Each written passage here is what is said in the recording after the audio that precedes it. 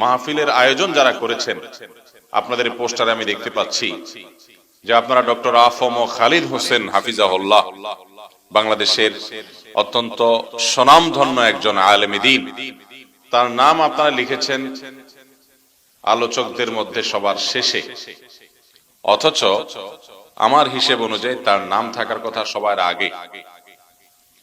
যদিও আয়োজকদের এক দুজনের সাথে আমার কথা হয়েছে, তাদেরকে আমি বলেছি মৌখিকভাবে বিষয়টা, কিন্তু সবাইকে তো আর পাই নাই, তারপরে বিষয়টা ক্লিয়ার করা দরকার। আমাদের দেশে ওয়াজ মাহফিল গুলোতে কিছু ভুল, কিছু বিচ্যুতি, কিছু ত্রুটি আছে। এই ত্রুটিগুলো সংশোধন না করলে মানুষ ওয়াজ মাহফিল থেকে কি শিখবে? এগুলো সংশোধন করতে হবে।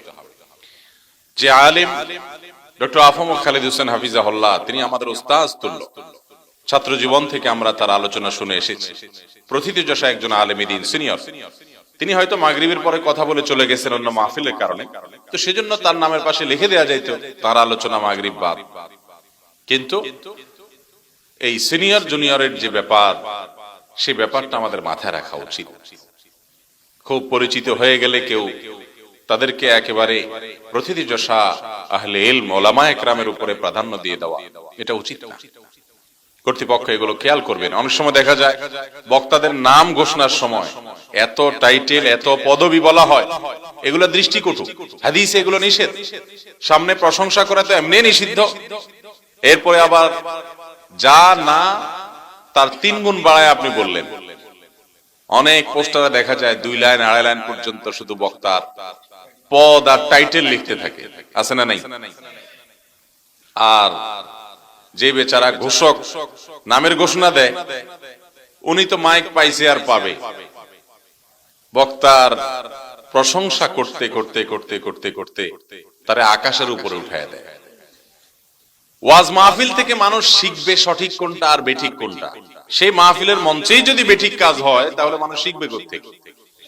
এই জন্য আল্লাহর ওয়াস্তে ওয়াজ মাহফিলের আয়োজন যে সমস্ত ভাইরা করেন, আপনারা এগুলো খেয়াল রাখবেন।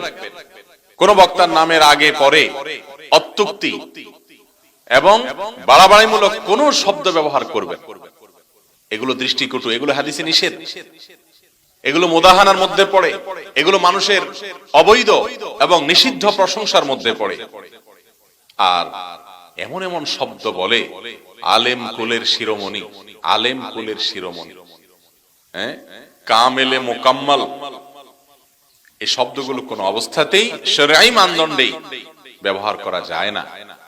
সেখানে জুনিয়র তরুণ কোন আলেম একটু পরিচিত হয়ে গেলে তাদের নামের আগে আমরা আল্লামা, তো এখন বাংলাদেশের সবচেয়ে সস্তা টাইটেল, এখন ঘরে ঘরে আল্লামা। অথচ আল্লামা বলে কাকে? এলেমের মহাসমুদ্র, অনেক বড় আলেম, এরকম আলেম দেশের মধ্যে বাছা 2-4 জন আছে। এইরকম পর্যায়ের কোরআন এবং হাদিস সম্পর্কে অগাধ নলেজ, যার ইলমের গভীরতা খুঁজে পাওয়া কঠিন হয় সাধারণ মানুষের জন্য, সাধারণ আলেমদের জন্য, এই মাপের মানুষকে আল্লামা বলা যায়, মহাজ্ঞানী অনেক আলেম।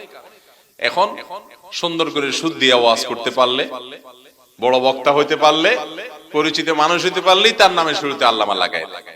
তো মাহফিল কর্তৃপক্ষের এগুলো দায়িত্বের মধ্যে পড়ে, তারা এগুলো করবেন না আল্লাহর রাস্তায়। মনে থাকবে তো ইনশাআল্লাহ। আল্লাহ তাআলা আমাদেরকে আমল করার তৌফিক দান করুন।